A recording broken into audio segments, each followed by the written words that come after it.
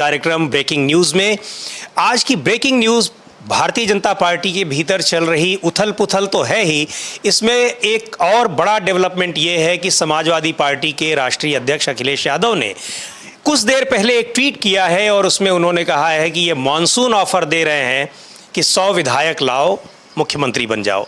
ये सीधा सीधा ऑफर किसको दे रहे हैं? जाहिर सी बात है कि पिछले दिनों से भारतीय जनता पार्टी के बीच में जो योगी वर्सेस केशव प्रसाद मौर्य की लड़ाई चल रही है, या इसको इस तरह से भी देखा जाए कि ये जो भारतीय जनता पार्टी के केंद्रीय नेतृत्व और उत्तर प्रदेश सरकार के बीच में ये जो चल रहा है, इन सब के बीच में ये ऑफर अखिलेश यादव का बड़ा मायने रखता है, बड़ा महत्वपूर्ण है।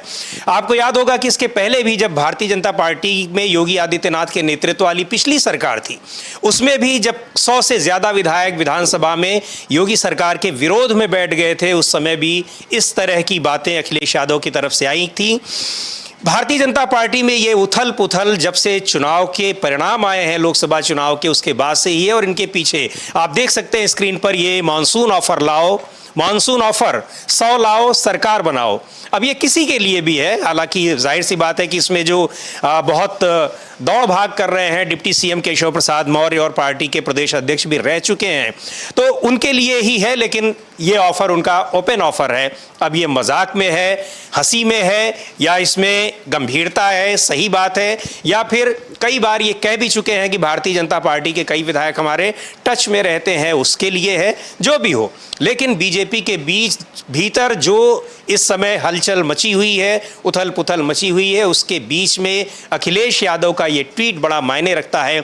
और अखिलेश यादव इस समय उत्साह से भरे हुए हैं, क्योंकि 37 एमपी जीत करके आए हैं पिछली बार 5 की बजाय, और भारतीय जनता पार्टी उसी तरीके से, उसी अनुपात में बिल्कुल उसका उत्साह जो है वो डाउन है, गिरा हुआ है, क्योंकि सीटें उसने खोई हैं बड़ी संख्या में। केंद्र पूरे भारत, पूरे देश में तो खोई ही हैं सीटें, उत्तर प्रदेश में सबसे ज़्यादा उसको नुकसान हुआ है इस बीच में। और केशव प्रसाद मौर्य लगातार दिल्ली के चक्कर काट रहे हैं, और उधर सरकार के भीतर ये कल से ही ये चीज़ें चल रही हैं कि उनको क्या ऑफर किया जा सकता है।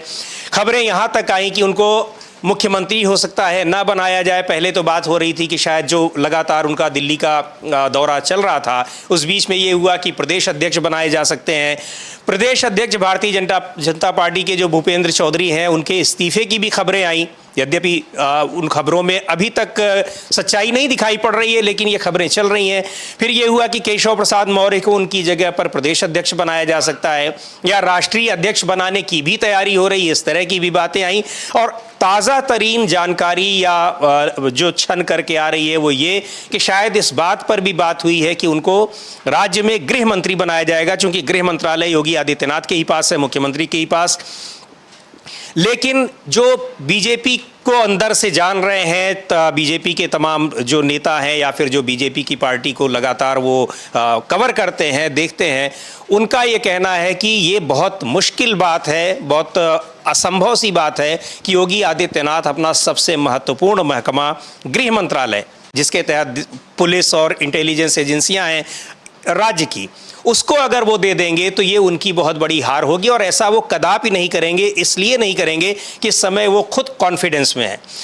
उनको इस बात का वो लगातार इस बात का संकेत दे रहे हैं कि उत्तर प्रदेश में जो सीटें कम हुई हैं, हारी हैं भारतीय जनता पार्टी ने, उसके पीछे वो कतई कारण नहीं है। उसके पीछे जो सबसे बड़ा कारण है वो केंद्रीय नेतृत्व का अति आत्मविश्वास।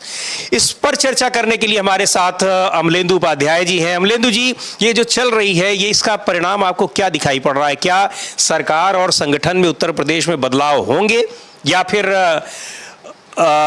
कुछ और होगा? जो कि अखिलेश यादव का जो ऑफर दिखाई पड़ रहा है बड़ा महत्वपूर्ण, ये चूंकि उन्होंने खुद ट्वीट किया है अपने ट्विटर हैंडल से, तो इसको हल्के में भी नहीं लिया जाना चाहिए। हालांकि बहुत कई बार अखिलेश यादव हल्के अंदाज वाले ट्वीट करते रहते हैं।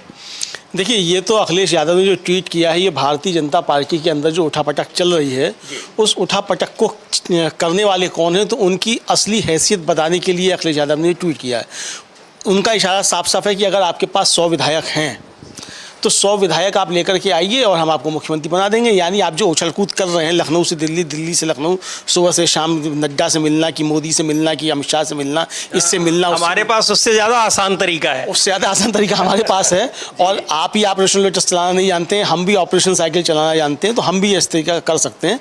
तो ये उन्होंने एक संकेत दिया है। तो इसका मतलब एक तरीके से उन्होंने दो दांव खेले हैं कि एक तो भारतीय जनता पार्टी के अंदर जो चल रहा है उठापटक, उसको उन्होंने सतह पर ला दिया कि इनके अंदर उठापटक है।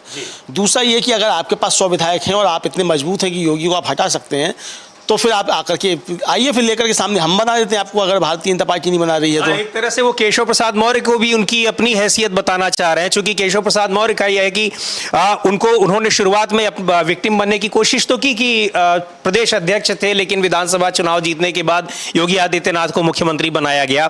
लेकिन उसके बाद केशव प्रसाद मौर्य लगातार अपने चुनाव हार रहे हैं। जहां के वो लोकसभा सदस्य थे 2014 में, 2018 में डिप्टी सीएम बनने के बाद जब सीट खाली हुई फूलपुर की, वहां वो अपने बीजेपी के कैंडिडेट को नहीं जिता पाए।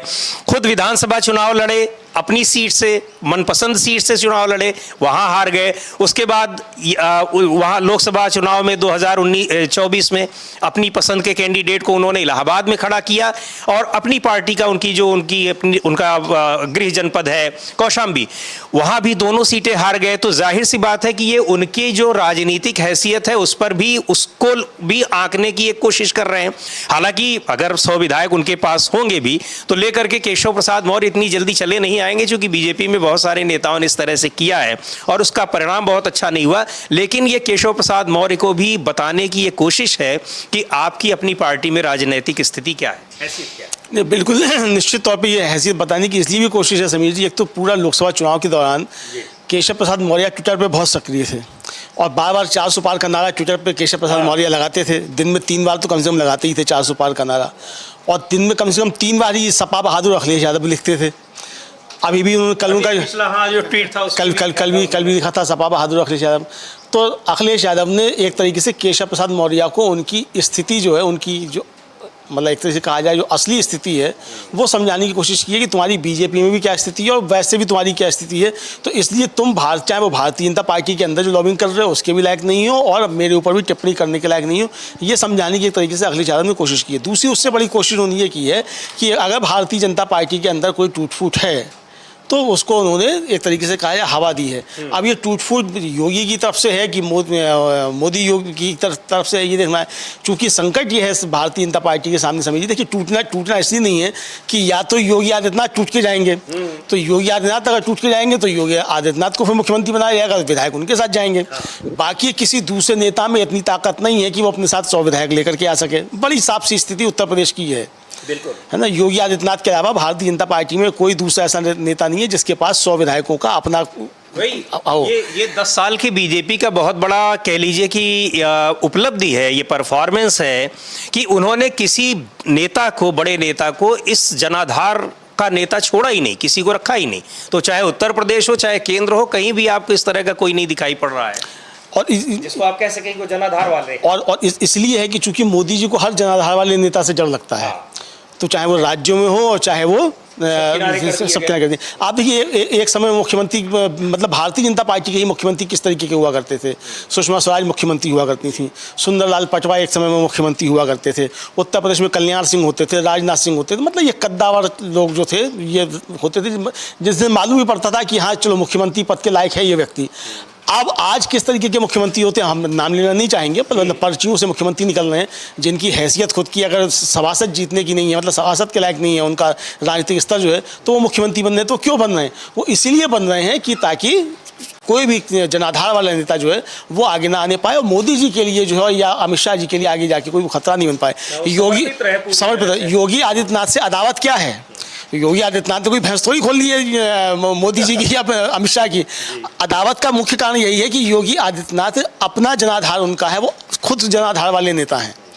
तो कोई भी जनाधार उस तरह से जैसे और मुख्यमंत्रियों के लिए कहा जाता है कि वो बिल्कुल मोदी अमित शाह के यस मैन की तरह काम करते हैं, ये आरोप लगते हैं।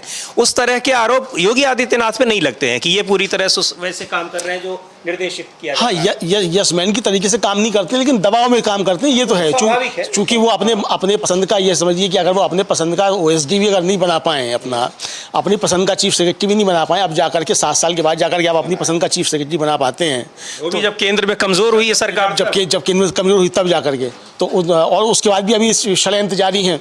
तो ये आप समझ सकते हैं कि किस तरीके से मतलब भारतीय जनता पार्टी के अंदर चीज़ें चल रही हैं। तो अखिलेश यादव का ये जो ऑफर है, मानसून ऑफर जो है, ये मानसून ऑफर इस मानसून सत्र में ही पूरा हो जाएगा, नहीं होगा ये हम नहीं कह सकते, लेकिन अखिलेश यादव ने ये खुला ऑफर दिया। हालांकि इससे पहले खुला ऑफर उन्होंने केशव प्रसाद मौर्य को ही दिया था, यही ऑफर किया, आप अगर बड़े नेता हैं तो 100 विधायक लेकर के आओ, आपकी इच्छा हम पूरी कर देंगे। अब किसी ने ट्वीट किया, कहा कि भाई ये जो अपने आगे डिप्टी लगा हुआ है, ये डिप्टी हटाना चाहते हैं, मतलब सीएम बनना चाहते हैं। तो जाहिर सी बात है कि अगर व्यक्ति राजनीति में और जिसके नेतृत्व में चुनाव लगा था 2017 का, और जब मुख्यमंत्री बनने का नंबर आया तो वो अस्पताल में भर्ती हो गया, योगी आदित्यनाथ आकर के मुख्यमंत्री बन गए, तो जाहिर सी बात है कि उसके मन के अंदर जो भावनाएं वो कुलांचे तो मारेंगी।